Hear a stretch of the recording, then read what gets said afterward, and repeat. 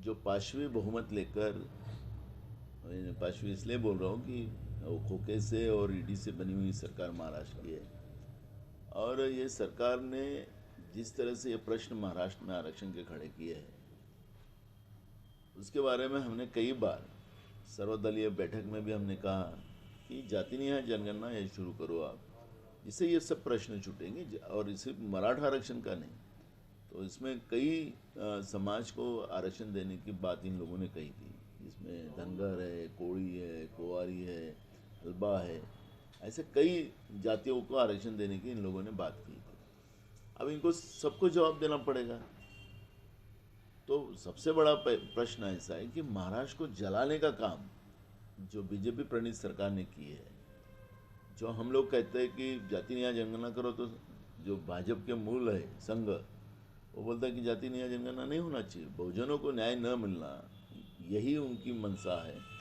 और उसका परिणाम है कि आज महाराष्ट्र जलता हुआ महाराष्ट्र पूरे देश और दुनिया को देखने मिल रहा है। सेकंड है कि जो पिटिशन एक्सेप्ट की है माननीय सुप्रीम कोर्ट ने, तो उसमें आपने देखा होगा कि जो कुंभकोणी जो तत्कालीन एडवोकेट जनरल थे, उन्हें कहा था कि फडणवीस ने मुझे कहा कि उनकी मराठा का साइड मत रखो, इस तरह का वक्तव्य खुद मीडिया के सामने कुंभकोणी ने किया था। और जो दो वकील जो मराठा आरक्षण के विरोध में कोर्ट में गए थे, तो वो किसके लोग हैं वो सबको पता है, उनका नाम लेने की कोई ज़रूरत नहीं है।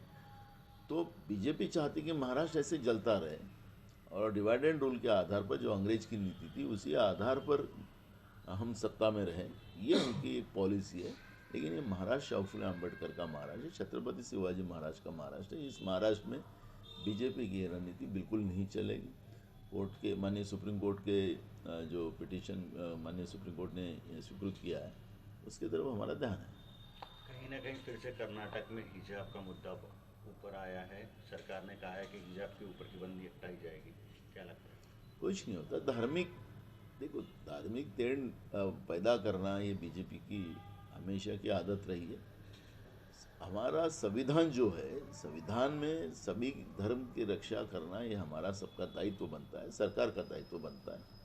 और अपने अपने धर्म के आधार पर सबको अपनी अपनी वेशभूषा के साथ रहना, वो अपने देश और विविधता में एकता अपना देश है। तो ये इशू उठाने से जो नरेंद्र मोदी जी ने इस देश के ऊपर 2 लाख करोड़ का जो कर्जा किया है, उसका जवाब तो इन लोगों ने देना चाहिए। इस देश में 13 प्रधानमंत्री बने अभी तक, उन्हें 55 लाख करोड़ का कर्जा किया और इन्हें 2 लाख करोड़ का कैसा कर्जा किया, इसका हिसाब तो देना पड़ेगा। कहाँ पैसा खर्चा किया आपने? हमने हमारे से जो जीएसटी से पैसा आम लोगों से लिया जा रहा है, वो पैसा कहाँ जा रहा है, इसका जवाब दो।